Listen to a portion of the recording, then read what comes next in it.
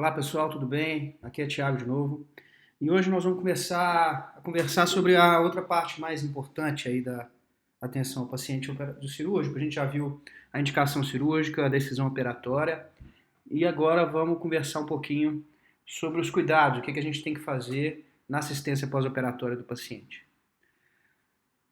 Esse pós-operatório, ele se logo que termina a cirurgia, né, e vai até o término dos cuidados domiciliares, até a alta, eventualmente ambulatorial do paciente. Então, todo esse período, que é quanto mais longo, normalmente, quanto mais complexa a operação, ele está compreendido aí no pós-operatório, tá bem? Pós-operatório, então, o paciente acabou a operação, ele vai então à sala de recuperação pós-operatória. Desculpa, a sala de recuperação pós-anestésica. É um ambiente em que ele já está aí, né, acordado, se for uma anestesia geral ou saindo da sedação. E ele vai ser então observado e monitorado, normalmente com um médico anestesiologista responsável por essa sala, além da equipe de enfermagem, quanto a seus parâmetros vitais de forma contínua, até que ele tenha recuperação total dos seus reflexos, da sua consciência, para que possa então ir à enfermaria ou ao apartamento. Quando o paciente tem necessidade de acompanhamento em terapia intensiva após a cirurgia, ele vai direto então para o CTI, né? Ou ele vai entubado ou mesmo extubado, mas ele não passa então pela sala de recuperação pós-anestésica. A equipe normalmente de anestesiologia leva o paciente ao CTI e o entrega aos cuidados então do médico intensivista. Essa sala de recuperação pós-anestésica ela pode existir inclusive em contexto ambulatorial, por exemplo, num serviço, numa clínica de endoscopia, em que é utilizado sedação para realização de endoscopia digestiva alta, e após o procedimento, o paciente aguarda um período na sala de recuperação pós-anestésica, e daí, por exemplo, pode ter alta direto para casa, não necessitando, então, de ambiente de enfermaria e de apartamento. E essa sala ela é um ambiente de cuidados intensivos, então ela tem os recursos todos de cuidados intensivos. Ela permite que uma avaliação constante, acompanhamento médico constante, até que o paciente esteja alerta, orientado, estável, em segurança, para que, acompanhado, ele vá para os seus cuidados ambulatoriais. Então, o paciente, por exemplo, na endoscopia, por isso que ele precisa, ele tem reflexos suficientes e um estado de consciência suficiente para que ele vá para casa. Mas ele não deve, por exemplo, dirigir veículos automotores, não deve estar sozinho nesse momento, tá bem? E, inclusive, a sala de recuperação pós-anestésica serve como uma transição, às vezes, para o paciente que ou tinha planejamento de ir para o CTI. E pensa-se que, de acordo com a operação e como é que ele se portou durante a cirurgia, talvez não seja necessário, ou mesmo aquele paciente que teve algum tipo de complicação no pré-operatório e que, eventualmente, vai ser necessário uma CTI. Então, esse paciente que não se recuperou, né, com esses parâmetros todos adequadamente, pode ir para o CTI a partir da sala de recuperação pós-anestésica. E a gente divide as fases dessa recuperação pós-operatória, né? A própria recuperação pós-anestésica, que é a chegada do paciente na sala, e até a sua alta para a unidade de origem. Esse pós-operatório imediato, ele ocorre nas primeiras 24 horas após a intervenção anestésico-cirúrgica. Então a gente divide esse período imediato em horas. Então, por exemplo, paciente na quinta hora pós-operatória, com pressão arterial 125 por 84 e por aí vai, tá bem? E o pós-operatório imediato, ele ocorre após as 24 horas que seguem da cirurgia até a alta do paciente. E, obviamente, é um período totalmente dependente do tipo de procedimento e das necessidades de cuidados hospitalares do paciente. No final, nós vamos entender quais são os critérios que eu tenho para que esse paciente vá para casa, em geral, né? Que ele possa ter alta hospitalar. Então, quando a gente, por exemplo, se eu operei o paciente hoje às 13 horas esse paciente, eu vou avaliá-lo amanhã, amanhã é o primeiro dia pós-operatório. Então, o dia seguinte à operação é o primeiro dia pós-operatório, tá certo? E o pós-operatório tardio, ele vai a partir da alta hospitalar até a alta ambulatorial. E isso é totalmente dependente da operação, da patologia do paciente, pode durar anos. Por exemplo, um paciente oncológico tem alguns tipos de segmento oncológico que podem durar mais de 10 anos. O paciente, por exemplo, submetido à gastroplastia, a rigor ele vai ser sempre acompanhado pelo cirurgião e pela equipe multidisciplinar.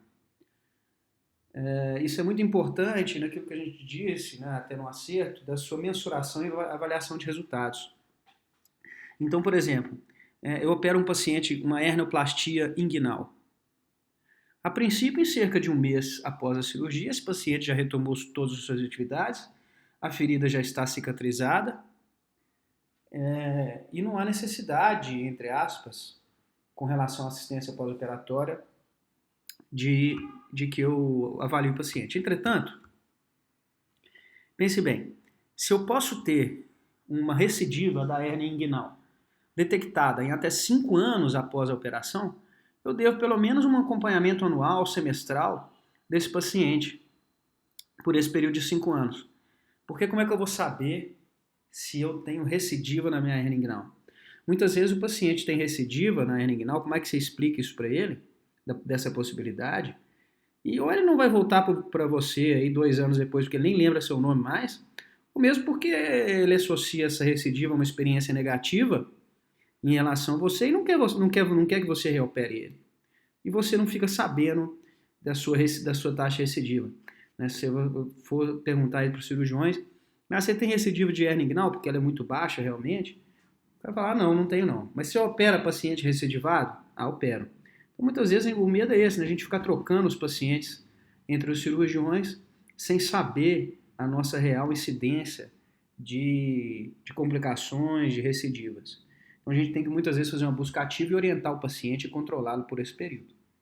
Então, além do cuidado em si, por exemplo, no paciente oncológico, o controle e a verificação e a busca ativa de recidivas ou de novas lesões, de você mensurar e avaliar seus próprios resultados na busca ativa dos pacientes. E essa periodicidade da consulta vai ser variável, né, de acordo com a época e de acordo com o período do pós-operatório.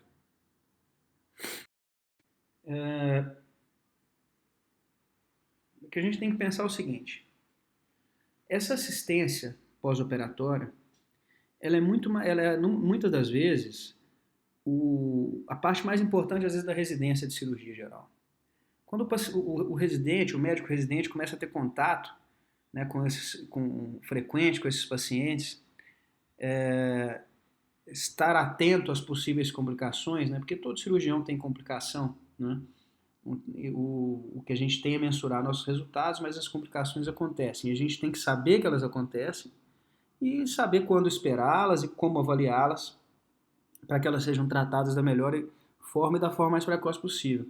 Então, esse dia a dia do pós-operatório acaba sendo de muita importância para o residente, né? Então, além disso, os cuidados com a ferida, cuidados com drenos, catéteres, ostomias, o apoio psicológico ao paciente e à família é de extrema importância, né? Por mais que aquele apoio psicológico pré-operatório foi bem realizado, ele continua no pós-operatório. E prevenir e diagnosticar e tratar precocemente essas complicações. A gente fala que a maioria das complicações são diagnóstico clínico, mas faz parte também uma complicação ambulatorial. Às vezes, num paciente grave, submetido a grandes cirurgias, às vezes um exame laboratorial pode ser mais precoce ou acompanhar as alterações físicas mais precoces. Então, o mais importante é o exame físico, o exame clínico, a anamnese, mas às vezes o diagnóstico precoce é conseguido com exames, por exemplo, no PCR. Nesse artigo mostrou do seu valor para detectar complicações pós-operatórias infecciosas numa gastrectomia do tipo sleeve para obesidade, tá certo? Então, o que a gente tem que pensar é o seguinte: tudo é registrado em relação ao que você faz no pós-operatório, na assistência pós-operatória do paciente, na evolução médica. A evolução médica é uma parte do prontuário médico do paciente, que é obrigatória a seu registro. A princípio, ela é realizada 2 vezes ao dia. Uma boa avaliação clínica, um bom acompanhamento clínico é a base da prevenção das complicações. Então, essa rotina do dia, ela é de acordo com cada paciente, mas normalmente logo no início da manhã e no fim da tarde é realizada então a visita ao paciente, e toda visita médica ao paciente deve ser seguida de uma evolução médica, ou seja, do registro dessa visita com todos os seus aspectos, de forma sumária, mas de forma completa, num prontuário médico. Então, se você está de plantão e te chamaram no quarto do paciente, às 2 horas da manhã, para prescrever uma dipirona, você vai prescrever a dipirona, obviamente, vai avaliar o paciente, vai lá conversar, ver se é necessária a medicação. Constatado isso, você vai lá para fazer a prescrição e você vai fazer uma evolução, dizendo como está o paciente com relação aos seus dados vitais, sua estabilidade clínica. Pode ser uma coisa sucinta, mas completa, de forma que isso fique registrado em prontuário. E o que a gente tem que lembrar é que muitas vezes a equipe de enfermagem é muito mais disciplinada do que a gente nisso, né? E eventualmente você não evolui corretamente seu paciente, mas a evolução de enfermagem normalmente é adequada. Então não tem desculpa, né? A gente sempre, toda visita ao paciente deve ser registrada em prontuário médico.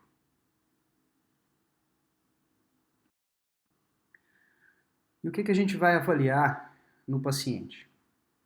O seu nível de consciência, o estado hemodinâmico, né? Pressão arterial, pulso, pressão venosa central se for o caso, débito urinário, pressão intra-arterial, né? A ausculta cardíaca, a ausculta respiratória, a hidratação do paciente, né? A diurese, tanto em volume, mas também como cor, densidade. Lembrar que o grau de hidratação, o melhor parâmetro é a diurese do paciente, mas você tem outros parâmetros indiretos, né? A própria frequência cardíaca, a hidratação das mucosas, a turgência da pele.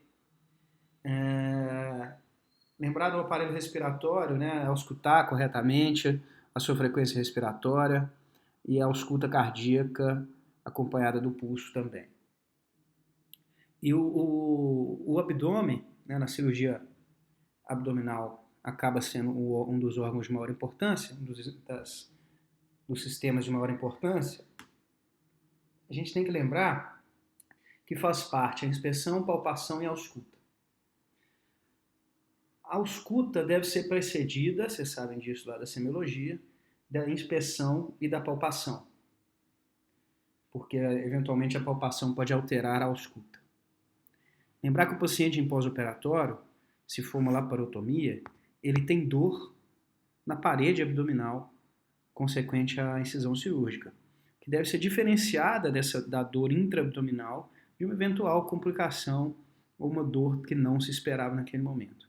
Então, muitas vezes, os sinais de irritação peritoneal ficam um pouco prejudicados, por exemplo, a descompressão dolorosa, mas a palpação, a flacidez, a tensão da parede abdominal são pontos importantes em que devem ser minuciosamente examinados. Diariamente. O acompanhamento clínico do paciente é essencial e isso deve ser feito pelo cirurgião. Não tem muito cabimento assim você operar o paciente ou você fazer parte da equipe de operação e não acompanhar o paciente diariamente. Porque você ficou 3 dias sem acompanhar o paciente. Você chega lá, não, mas está doendo demais o abdômen dele. Mas, pô, melhorou muito do que 2 dias atrás e você não viu. Então, essa comparação dia a dia ou no mesmo dia é o que te faz pegar precocemente, muitas vezes, as complicações. Então, muitas vezes você passou de manhã num paciente, ele não estava taquicárdico, estava hidratado, o abdômen flácido. Você chegou à tarde, o paciente está um pouco taquicárdico, o abdômen mais tenso, distendido, sudorético, desidratado.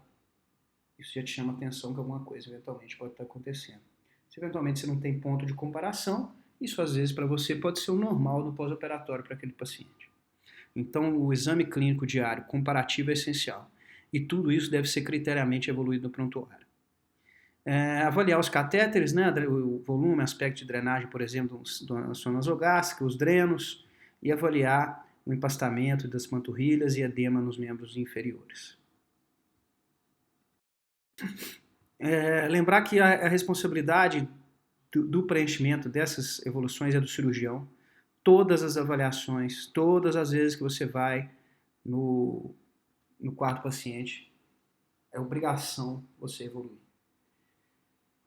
Lembrar que, além da boa relação médico-paciente, essa evolução diária permite correta comunicação entre a equipe multidisciplinar. Por exemplo, o fisioterapeuta que está acompanhando, o cardiologista que está acompanhando, o nutrólogo que está acompanhando, através da minha evolução diária, se não houver esse contato pessoalmente, ele vai saber o que está acontecendo, né? Então deve estar muito corretamente explicado. E infelizmente, às vezes a gente vê assim, né, o paciente em desfechos desfavoráveis. O paciente às vezes tem a informatização, às vezes permite isso, não deveria, mas tem a sua evolução copiada. Num dia é a mesma do outro, que é a mesma do outro, que é a mesma do outro. De repente o paciente morreu, mas o paciente estava vindo estável o tempo todo e depois teve um desfecho desfavorável. O que aconteceu de uma hora para outra? Será que aquelas evoluções realmente batiam com o que estava acontecendo? Então a gente tem que ser muito criterioso, muito correto com isso. Não tem desculpa da gente não fazer isso corretamente. E lembrar que isso possibilita uma defesa ético-profissional. Se você for questionado em relação à sua conduta médica, primariamente o que vale é o que está evoluído em prontuário. A sua defesa, não, mas o paciente estava assim. Onde que isso está escrito? Então, faz parte de você, de uma boa conduta médica, não só como cirurgião, a criteriosa evolução médica diária. Além disso, possibilita estudos científicos. Se eu quero fazer um estudo retrospectivo nos pacientes lá do meu hospital, como é que eu vou saber se não está preenchido novamente, né? Provavelmente. Lembrar que os exames complementares, né, o acompanhamento clínico é o principal, essa evolução clínica, essa comparação clínica, o exame criterioso, mas o acompanhamento laboratorial de pacientes graves é essencial. Às vezes um paciente no CTI, ele te dá pistas laboratorialmente antes de te dar a clínica ou te dando pequenas alterações clínicas. O paciente submetido a operações de grande porte, ele deve ser acompanhado laboratorialmente, além de clinicamente. Então, por exemplo, nos pacientes submetidos a uma pancreatectomia, seja ela corpo caudal ou duodeno-pancreatectomia, é comum que a gente deixe um dreno sentinela pela relativamente alta incidência de fístulas pancreáticas no pós-operatório. Mesmo essa secreção sendo serosa e 20, 30, 40 ml por dia, que é o normal, ou pode ser normal no pós-operatório, a gente mede essa amilase, a amilase da secreção no terceiro dia pós-operatório. Se ela sugerir uma fístula pancreática, nos estimula a deixar eventualmente o dreno mais tempo, mas que essa fístula seja, entre aspas, benigna, não vai exigir correção cirúrgica nem nada disso. Mas já pelo estímulo do rastreio, a gente já detecta uma eventual complicação que a gente nem ou poderia passar batido dela, por exemplo. Se eu estou acompanhando meu paciente dia a dia, no CTI, em cuidados intensivos, grave, esse paciente estava em melhora e hoje começa a ter uma piora do lactato, dos parâmetros infecciosos. Será que não está acontecendo alguma coisa? Não tem que checar alguma outra coisa para eventualmente estar com uma nova infecção ou piora do quadro infeccioso que ele estava? Controla o tratamento. Se eu começo da mesma forma que a piora dos parâmetros, a melhora também nos ajuda a direcionar a melhora do tratamento. Mas o que a gente tem que pensar é evitar exagero. Né? É lógico que, por exemplo, existe uma rotina no CTI, na maioria das vezes, em que vários exames são repetidos. E há um motivo para isso. Mas a gente sempre deve pensar se esses exames, quais que devem ser repetidos exatamente para aquele paciente, se precisa do exame todo dia e o que isso vai acarretar. Que a gente, um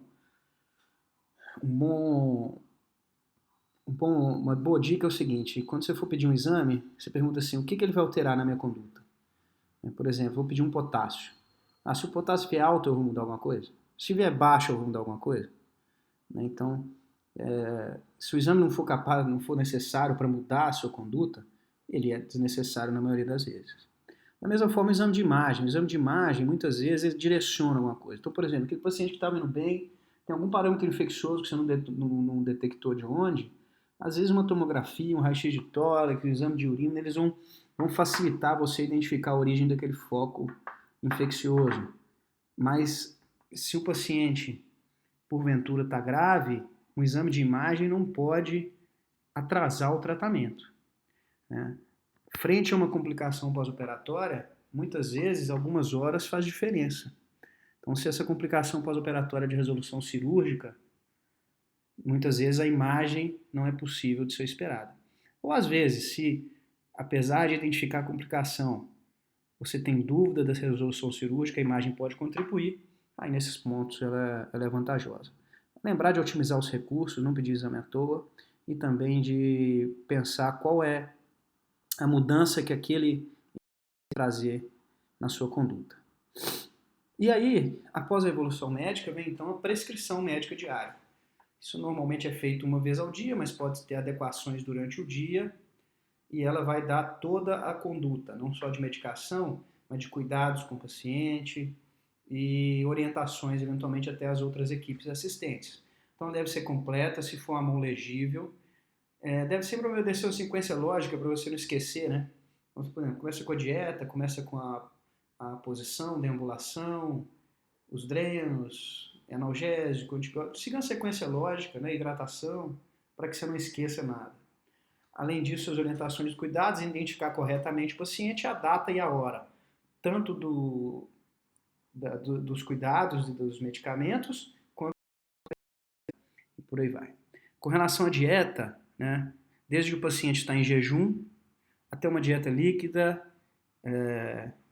uma líquida mais clara, uma líquida mais espessa, uma dieta pastosa, uma dieta branda, uma dieta com restrição de ingestão de sais, uma dieta para diabéticos, uma dieta para o paciente com insuficiência renal, né, de acordo com as necessidades do paciente, né, se é uma dieta interal, os dados vitais, a frequência e quais dados vão ser medidos, né, PA, frequência de pulso, temperatura, diurese, oximetria, por aí vai. A diurese é essencial, como a gente já falou, muitas vezes no pós-operatório o paciente ele fica com a sonda vesical para que seja mensurado de forma mais adequada a diurese. A partir do momento que isso não for necessário, deve-se retirar a sonda por ser fonte de infecção do trato urinário. A rigor, de meio a 1 ml por quilo por hora de diurese está adequado, mas no primeiro dia pós-operatório, vocês vão lembrar daquela resposta metabólica ao trauma, que concentra o volume, diminuindo a diurese, então 500 ml, 600 ml no primeiro dia pós-operatório está o suficiente, na maioria das vezes.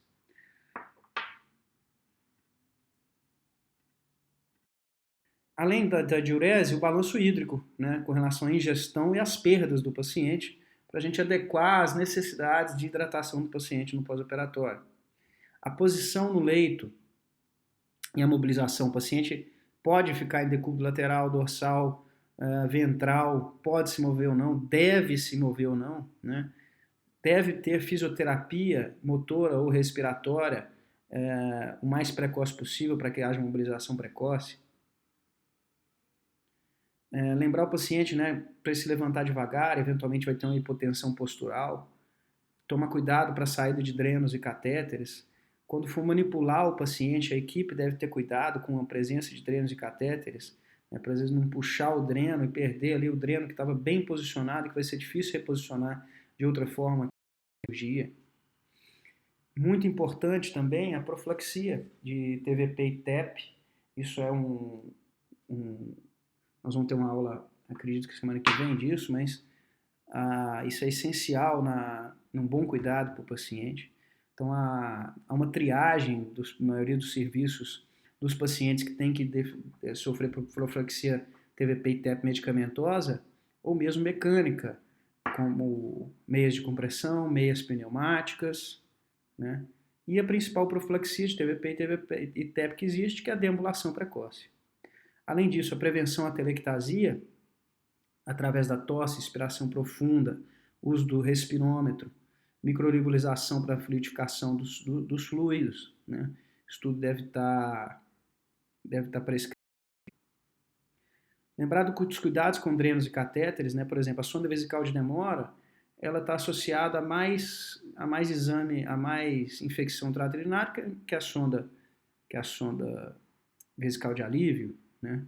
Então, às vezes, usar uma sonda intermitente de alívio é melhor do que deixar o paciente com sonda de demora, se necessário, mas a sonda de demora vai ser mais realizada para mensuração da diurese. E os cuidados dos drenos, dos catéteres, por exemplo, de sonda nasoentérica para nutrição, de sonda nasogástrica para drenagem do estômago, manter a sonda limpa, desobstruída, passar água após a aplicação da dieta na sonda enteral para desobstruí-la, né?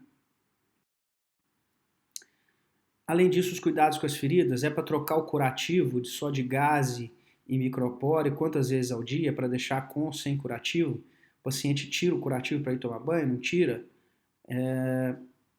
E até com curativos mais complexos, por exemplo, curativo a vácuo, quais os cuidados que esse curativo deve ter. O uso de gases de oxigênio, né? Se é por catéter nasal, ou sempre utilizar umidificador para evitar ressecamento das mucosas, ou se é necessário, por exemplo, máscara na oxigenoterapia. Além disso, todas as medicações do paciente.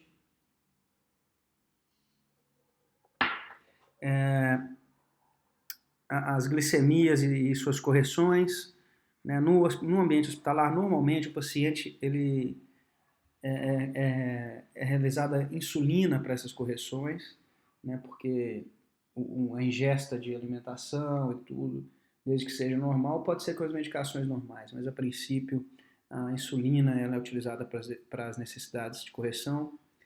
Os medicamentos de uso domiciliar do paciente, quando é que vão ser reintroduzidos e se vão reintroduzidos e em qual dosagem se vai mudar.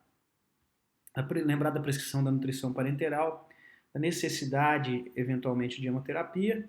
E uma coisa muito importante, lembrar a equipe de comunicar eventuais intercorrências específicas com o seu paciente. E como a gente fala lá no Projeto Acerto, em que a gente pesquisa qual é o impacto em relação à evidência científica dessas orientações, uma coisa que a gente tem que ter, quais são as coisas que a gente tem que ter em mente no cuidado pós-operatório do paciente? Mobilização ultraprecoce.